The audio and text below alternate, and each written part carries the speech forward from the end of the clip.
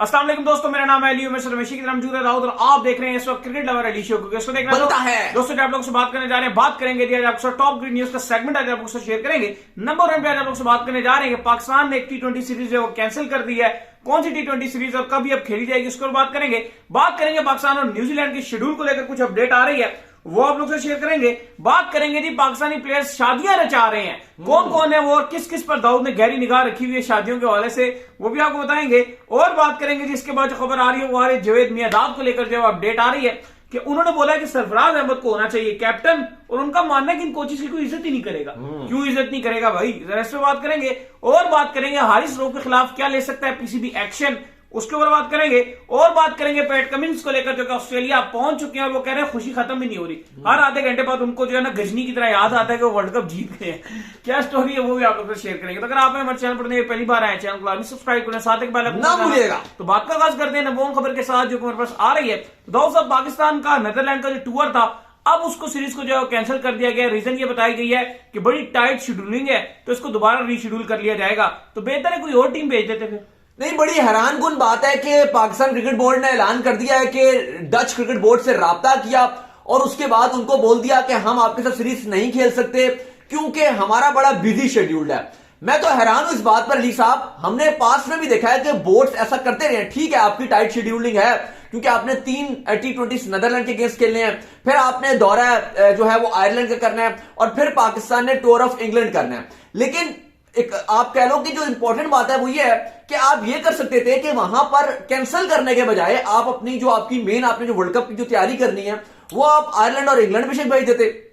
और एक हल्की टीम जिसमें हम बार बार बोलते हैं, वहां पर आज भी ये बात कर रहे थे कि पाकिस्तान टीम का जो ग्रुप ऑफ प्लेयर्स है वो पूल बहुत छोटा है, तो आप उसको एक्सटेंड कर सकते थे, ना कि ये कि आपने सीरीज कैंसिल कर दी और आपने डच क्रिकेट बोर्ड को ये लॉलीपॉप दे दिया कि हम बाद में देखेंगे, बाद में बैठेंगे, फिर सोचेंगे कब रखेंगे।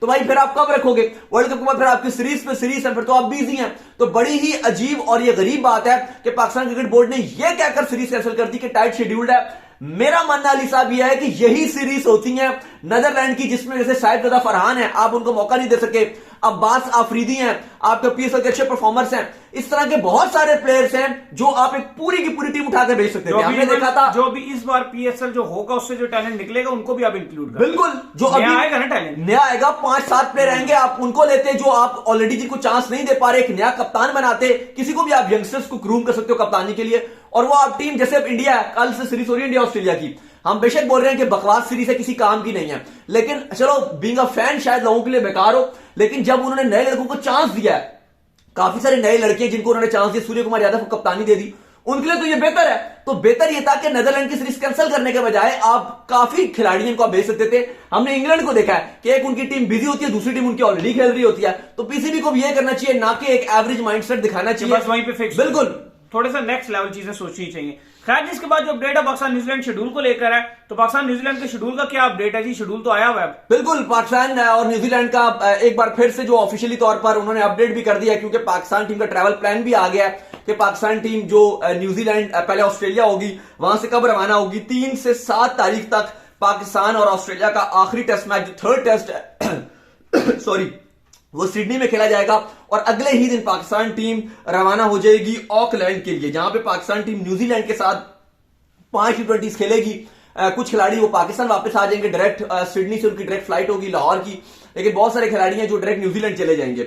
5 T20 की बात अगर की जाए तो पहला T20 ऑकलैंड में खेला जाएगा 12 जनवरी को, दूसरा T20 हैमिल्टन में 14 जनवरी को खेला जाएगा, तीसरा T20 17 तारीख को खेला जाएगा, ये डुनडिन में खेला जाएगा, ड्यूनडिन में, चौथा T20 पाकिस्तान और न्यूजीलैंड का क्राइस्ट चर्च में खेला जाएगा, जबकि 5वां T20 21 जनवरी को खेला जाएगा और यह भी आपका क्राइस्ट चर्च ही होस्ट करेगा। बिल्कुल। खैर, जिसके बाद जो हमारे पास अपडेट आ रही है जी वो आ रही है पाकिस्तानी प्लेयर्स की शादियों को लेकर। तो पाकिस्तानी प्लेयर्स की शादियों का सिलसिला शुरू हो चुका है। 2 खिलाड़ी जो है वो शादी के ऊपर हैं इस वक्त। अगर बात करें मामूल हक और साथ में फहीम अशरफ, और दोनों का नाम ही जो है वो ऑस्ट्रेलिया दौरे के लिए आया हुआ है और दोनों को जो है मोहम्मद हफीज हेड कोच ने जो छुट्टियां दे दी हैं। जो कैंप आपका पिंडी में लगने जा रहा है 23 से 29 तक पिंडी में आपका कैंप लगेगा, उस कैंप से इनको जो है वो कहा गया कि आपको कोई मसला नहीं, आप आराम से जो है अपनी शादी जो है एंजॉय करें। तो दाऊद साहब, ये शादियों का क्या सिलसिला चल रहा है? देखिए, अच्छी बात यही हुई है जो आज चल रही है हर जगह के, पीसीबी ने दोनों ने छुट्टी की गुजारिश की थी।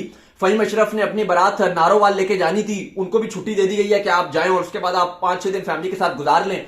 और फिर उसके बाद आपको डायरेक्ट जो है वो जहाज में बैठना पड़ेगा दौरे ऑस्ट्रेलिया की, और फिर आप टीम के साथ ट्रैवल करोगे। जबकि इमाम उल हक है, उनकी नॉर्वे में शादी है, उनके जितने आप कह लो कि ससुराल वाले हैं वो सारे यहां पर आए हैं और लाहौर में तमाम किस्म की तकरीबात होंगी। कल भी हमने बात की थी कि कवाली नाइट रखी गई है, साहब मेहंदी, वहां पे अगर आप चाहें तो अपने जाके डांस के थोड़े से जलवे दिखा सकते हैं, और आप वो सिंगिंग आप कर सकते हैं एक सिंगर। इसके अलावा जो है वो फिर उसके बाद उनकी बारात होगी, फिर वहीं पे उनका जो वलीफा होगा। तो खैर दोनों को छुट्टी मिल गई है। आप ढोल पे लेके जा सकते हैं, जो आपको हमेशा पिटने के लिए तैयार रहता है। वर्ल्ड कप में तो आपको इस टीम ने मौका नहीं दिया ढोल बजाने का इतना, वहां आप बजा सकते हैं। चलें, लेकिन आपके पास पूरा ऑप्शन होगा कि आप अच्छे तरीके से डांस कर सकते हैं, क्योंकि हम दायर है इतना अच्छा डांस नहीं कर सके, पाकिस्तान टीम की इतनी परफॉर्मेंस नहीं वर्ल्ड कप में, ढोल भी नहीं बजा, तो ये कर सकते हैं। खैर जी, चलें, अभी पीसीबी की भी जो है वो अपडेट आई है और उन्होंने भी बता दिया है कि साथ उन्होंने ये भी अपडेट दिया कि हसन अली और वसीम जो जूनियर हैं वो जुमे के रोज कैंप में शामिल होंगे। जबकि साथ उन्होंने और अपडेट ये दिया कि सुबह 10 बजे से लेकर दोपहर 2 बजे तक ये कैंप लगा करेगा, और उसके बाद जाहिर है जितने भी जर्नलिस्ट है और हम सब के लिए अवेलेबल होंगे। जितने आपके खिलाड़ी, उनमें से एक खिलाड़ी या तो कोचिंग स्टाफ या फिर एक खिलाड़ी प्रैक्टिस के बाद जो वो आएगा और वो सवालात के जवाब भी देगा। तो अभी मैं और अली यही बात कर रहे थे कि हम भी जाएंगे और कैंप में इंशाल्लाह शिरकत करेंगे, क्योंकि दौरे ऑस्ट्रेलिया में तो हम नहीं टीम के साथ ट्रैवल करेंगे, वहां नहीं जाएंगे, तो कुछ करेंगे पिंडी स्टेडियम में जाके खिलाड़ियों से जो सवालात हैं वो जरूर करें। और काफी चीजें हैं क्योंकि काफी कुछ चल रहा है, तो उसके हवाले से भी आपको अपडेट भी देंगे। और कुछ करेंगे जो हमारे शोज हैं, अभी हम यही बात कर रहे थे कि जो प्रैक्टिस सेशंस के जो प्रैक्टिस चल रही होगी, तो कोशिश करेंगे जो हमारे शोज होंगे वो आपको स्टेडियम से, पिंडी स्टेडियम से शोज कर लिया करेंगे। बिल्कुल, पिंडी स्टेडियम से शोज भी कर लिया करेंगे और प्रेस कॉन्फ्रेंस में भी शिरकत कर लेंगे, तो चले दोनों काम हो जाएंगे। खैर बिल्कुल जी। इसके बाद जो हमारे पास अपडेट आ रही है जी, वो अपडेट आ रही है जावेद मियांदाद को लेकर। तो जावेद मियांदाद का कहना है कि बाबर आजम को भी कप्तानी से नहीं हटाना चाहिए था। अगर आपने बाबर आजम को कप्तानी से हटा लिया है तो सरफराज अहमद को जो है वो कप्तान अनाउंस करना चाहिए था। और साथ में उनका मजीद कहना है कि कोचेज आपने बड़े जो है इस तरह के कोच लगाए हैं जिनकी खिलाड़ी इज्जत ही नहीं करेंगे, खिलाड़ियों को लगेगा ये हमारे साथ ही खेलते थे तो इनकी कोई खास इज्जत नहीं होने वाली। ये क्या सीन है?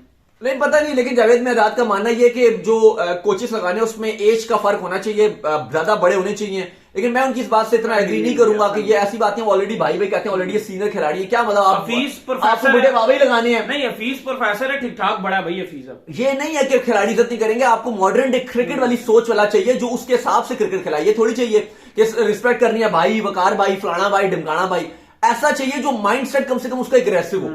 अब इंग्लैंड ने मैकलम को लगाया, वो कहते हैं भाई इंग्लैंड मैकलम की इज्जत नहीं करेगा। भाई क्यों नहीं करेगा? बात ये नहीं है, बात ये है कि जब आप ऐसे कोचेस लगाते हो जो मॉडर्न डे क्रिकेट समझते हैं तो आपकी क्रिकेट ऊपर जाएगी। ये इज्जत शिद्दत वाली बात नहीं है। ऑलरेडी हफीज की कोई क्यों नहीं इज्जत करेगा? ऑलरेडी वो रिटायर्ड है, सीनियर खिलाड़ी है, सबसे सीनियर हफीज ही होंगे अगर आप देखो तो। इसमें चले लोग मजाक करेंगे शायद इफ्तिखार का, लेकिन ऐसी बात नहीं है। मोहम्मद हफीज एक सीनियर खिलाड़ी है और ये बेहतर फैसला है, बहुत पुराने खेल। हाँ, ये कोई नहीं है। पर उन्होंने कहा है कि दौरे ऑस्ट्रेलिया में सरफराज को ना सिर्फ टीम में होना चाहिए, बल्कि वो कहते हैं जी कि 11 में होना चाहिए, बल्कि उनको कप्तान भी बना देना चाहिए।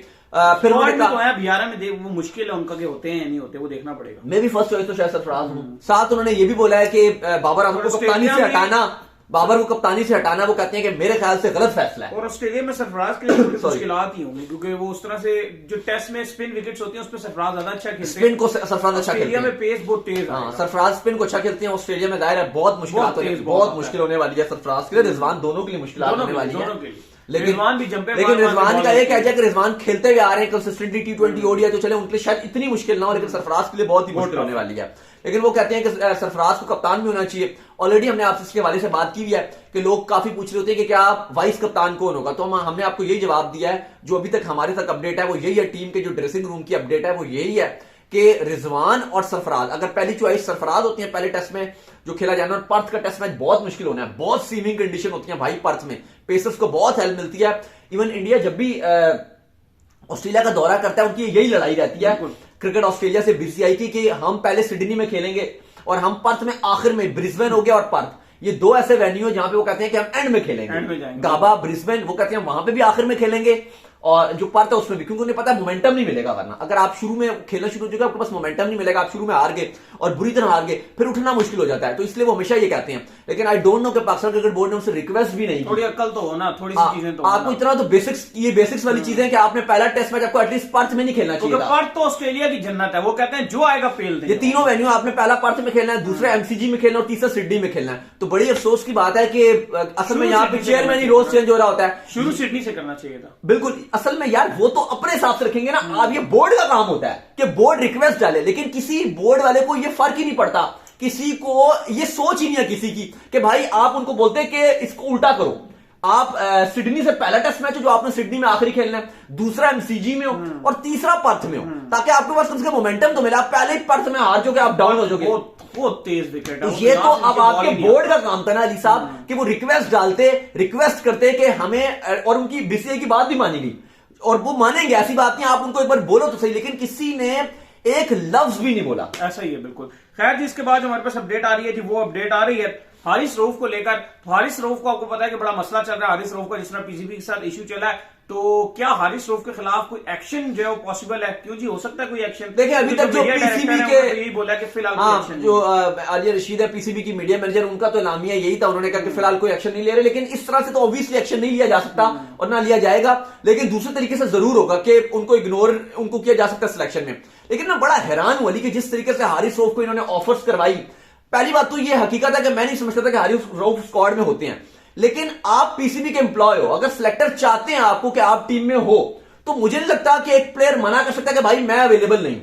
अगर ये प्लेयर मना कर रहा है तो क्या, मैं आपसे चले सवाल पूछता हूं, तो क्या ऐसा नहीं होना चाहिए कि अगर हारिस रऊफ ये भी बोले कि भाई सेंट्रल कॉन्ट्रैक्टेड वो खिलाड़ी हैं, महाना वो ठीक ठाक 30-35 लाख रुपए लेंगे, वो फिर ये भी मना करें, पीसीबी मना करे कि भाई आपको ये जो 2 महीने है ना, अगर आपने साफ साफ मना कर दिया, आप मुझे बताओ कॉर्पोरेट कल्चर में जॉब करो, मैंने की है कॉर्पोरेट कल्चर में, आपने भी काम किया, आप मुझे बताओ कि आप अगर एक ऑफिस में बैठ के जॉब्स कर रहे हो, आप कर रहे हो, आप ये बोल सकते हैं कि भाई, और आपको जो बॉस है आपको बोलते कि आपने ये काम करना है और आप बोलो मैंने नहीं करना, नहीं ऐसा पॉसिबल नहीं। हाय, और आप उसके बाद आपको तनख्वाह भी मुझे चाहिए और आप पूरे महीना ना खेलो, नहीं, ना काम ना करो, ये चलो इतने सारे लोग हैं और आप महाना तनख्वाह भी लो, नहीं पॉसिबिलिटी नहीं है।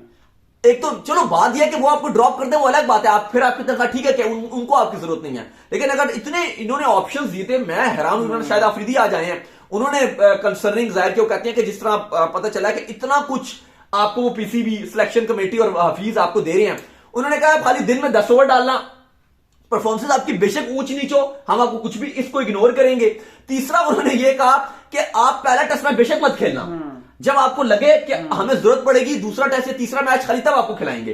इतनी ज्यादा वो अगर इनको फेवर दे रहे हैं, पर उन्होंने कहा नहीं, मैं मुझे लगता है कि बिग बैश लीग की वजह से ही हुआ है, लीग की वजह से हुआ, बिल्कुल लीग की वजह से हुआ है, और इनको बड़ी वहां से जो है ना उड़ान मिलती है बिग बैश लीग में, क्योंकि विकेट्स लेते हैं। अभी पैसे भी तो हैं, पैसे भी है लेकिन विकेट्स भी, दोनों चीजें तो देखो ना, दोनों चीजें, पैसे भी है, 2 करोड़ पीकेआर में तकरीबन इस टाइम 2.5-3 करोड़ है, बल्कि 2.5-3 करोड़ है, अब तो वो डॉलर के आप देखो कहां पे जा रहा है, 2.5-3 करोड़ का वो है। और दूसरी बात ये भी है कि उसके अंदर से जो है ना इनको T20 का आगे विकेट्स भी मिलते हैं, जाहिर बात है वहां बिग बैश लीग में खेल रहे होते हैं, खिलाड़ी हिट कर रहे होते हैं, विकेट्स मिलते हैं इनको। मेरी बात सुने, 3 करोड़ रुपया मिल गया, 4 ओवर डालने हैं, 4 ओवर डालने हैं और खेलने भी 2-3 दिन के बाद एक मैच।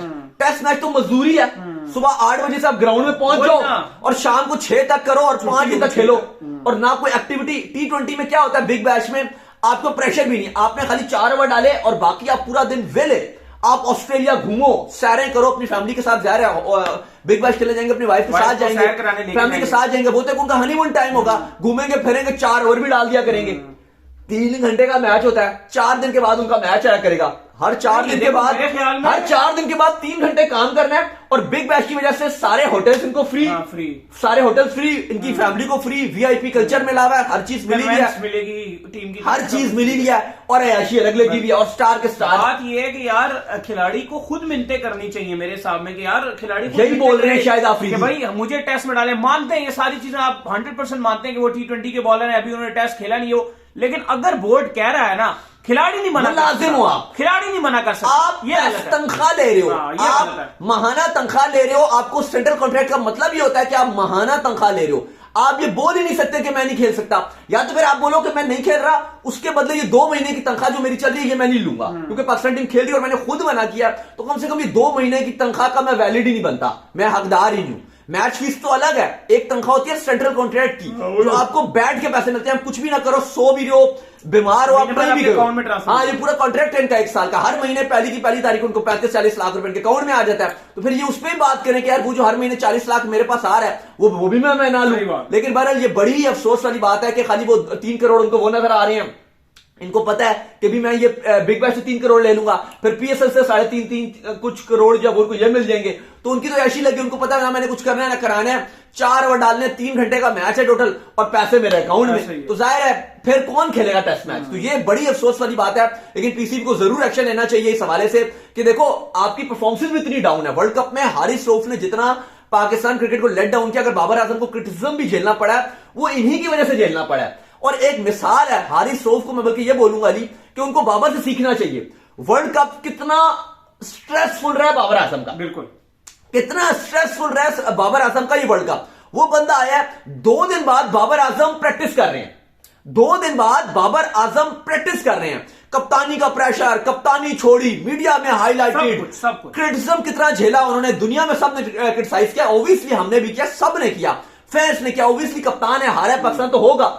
लेकिन उसके बाद आप ये चीज नोट करो कि उसके बाद भी वो बंदा नेट्स कर रहा है, वो बंदा प्रैक्टिस कर रहा है, रन करेगा, वो प्रैक्टिस कर रहा है, क्योंकि वो सब लोग इवन बोल रहे थे, बाबर के फैंस बोल रहे थे, इतना चल रहा था, मैंने खुद इतना देखा है, लगे हुए थे लोग कि भाई बाबर को चाहिए कि कप्तानी छोड़िए, अब दौरे ऑस्ट्रेलिया में जाए भी ना, कह रहे थे सारे। लेकिन बाबर ने ये नहीं कहा कि मैं नहीं जाऊंगा, उसे पता है मुश्किल दौरा होगा, अगर वो ना जाए, और पाकिस्तान वैसे भी एक बैट्समैन एक नजर आ रहा है, वैसे भी नजर आ रहा है कि पाकिस्तान डाउन होकर बाबर छुट्टी ले ले कि भाई मैं बहुत स्ट्रेस में हूं, मैं नहीं जाता, ठीक है तो छुट्टी ले सकते हैं, नजर आता है कि उनकी परेशानी है, टेंशन में। तो आप ये देखो कि अगर वो छुट्टी ले ले तो कितना पाकिस्तान के प्रॉब्लम बन जाएगी। लेकिन उसने कहा नहीं, मेरी नेशनल ड्यूटी इंपॉर्टेंट है, और ये हारिस रऊफ को सीखना चाहिए कि भाई उनको पीसीबी कितना फैसिलिटेट कर रहा है कि भाई तुम 10 ओवर डाल देना, पहला टेस्ट मैच भी तुम्हें नहीं खिलाएंगे, और इसको हम इस परफॉर्मेंस में तुम्हारी खराब भी हुई हम इग्नोर करेंगे, फिजियो ने ओके कर दिया कि तुम फिट हो, लेकिन उसके बाद भी उन्होंने पाकिस्तान को लेट डाउन करने और कहते हैं मैं नहीं जाऊंगा, तो भाई फिर इनको लीगों के भी कॉन्ट्रैक्ट पीसीबी को नहीं देना चाहिए, या फिर इनके सेंट्रल कॉन्ट्रैक्ट की एटलीस्ट 2 से 3 माह की तनख्वाह रोकनी चाहिए, ये तो हक है। बिल्कुल। जिसके बाद जो अपडेट आ रही है जी वो आ रही है पैट कमिंस को लेकर। पैट कमिंस आज जो है वो पहुंच गए थे ऑस्ट्रेलिया एयरपोर्ट पे, कोई 5-6 साफी आए हुए थे, कोई खास गहमा गहमी नहीं थी, ना कोई खास किस्म का रश नजर आ रहा था, ऐसा लग रहा था बिल्कुल कोई नॉर्मल डे चल रहा है। इसकी निस्बत अगर पाकिस्तान, इंडिया या एशिया में से कोई भी जीता होता तो मेरा ख्याल एयरपोर्ट पे लैंड होना ही मुश्किल हो जाता, जिस तरह से आगे बाहर निकलना, क्या लोग होते और क्या वहां पर क्राउड होता, लेकिन ऐसा कुछ नहीं था। बट पैट कमिंस कह रहे हैं कि हर आधे घंटे बाद मुझे गजनी की तरह याद आता है मैं वर्ल्ड कप जीत गया हूं। हाँ वो ठीक है, आप बात कर रहे हो एयरपोर्ट में उस तरह से आवाम नहीं है, ज़ाहिर है ऑस्ट्रेलियंस तो थोड़े से डिफरेंट किस्म का कल्चर है वहां पे, इतना ज्यादा ऐसे कल्चर नहीं है हमारी तरह का। देखा नहीं ट्रॉफी अगलों ने पांव के नीचे रखी हुई है, हाँ वो थोड़ा सा डिफरेंट चीज है, चलो वो तो थोड़ा सा डिसरिस्पेक्ट भी एक तरह का उन्होंने दिखाया था। लेकिन जो आप बात कर रहे हो कि वहां पे क्राउड श्राउड उस तरह से इतना नहीं है, वो उन्होंने कहा है कि वो इवेंट्स करेंगे और एक प्रॉपर इवेंट्स करेंगे जिस तरह के पार्टी टाइप होती है, तो वहां पे क्राउड आएगा। अच्छा, वहां पे वो टिकट आई थिंक उन्होंने कुछ, मुझे भी इतना आइडिया नहीं हुआ, लेकिन मैं देख रहा कुछ पढ़ रहा था, 1-2 ऑस्ट्रेलिया के आर्टिकल्स ही थे, उन्होंने कहा टिकट भी रखेंगे वहां पे, तो उस तरह से वो पूरा एक फेस्टिवल होगा, हाँ उनकी वो तो चलती है सब चीजें, तो वहां पे सब कुछ एक पार्टी वाला माहौल बनेगा और वहां पे ट्रॉफी रखी जाएगी। और एक कहा जा रहा है कि शायद ये T20 की सीरीज खत्म होगी तो कुछ खिलाड़ी वापस भी चले जाएंगे, तो पाकिस्तान और ऑस्ट्रेलिया की टेस्ट सीरीज से पहले ये कुछ रखा जाएगा वहां पे, और इवन उनकी काफी सारी प्रेस कॉन्फ्रेंसेस रखी गई हैं, और वो यही बात कर रहे थे कि यार मैं अभी इतना खुश हो रहा हूं कि ऑस्ट्रेलिया की जो लेजेसी है वो मैंने कैरी ऑन की, और हर आधे घंटे बाद मुझे ख्याल आता है और उसके बाद मुझे जो है खुशी होती है। तो उम्मीद करते हैं जी आज का हमारा शो आपको आएगा पसंद आए, तो वीडियो को लाइक कीजिए, हमारे चैनल को सब्सक्राइब कीजिए, साथ के बेल आइकन को बजाइए, और एक और काम कर लीजिए, और वो ये कर लीजिए कि आप जो इंस्टाग्राम के ऊपर जाइए, फॉलो इंस्टाग्राम में मुझे फॉलो कर लीजिए, वहां पे मैं मौजूद हूं दाऊद क्रिकेट के नेम से। अगर आपको सवाल हो तो भेजिएगा और इनको भी फॉलो कीजिए। मैं ऑफिशियल के नाम से लिंक डिस्क्रिप्शन में फॉलो कीजिए। अल्लाह हाफिज, बाबा ख्याल रखिए।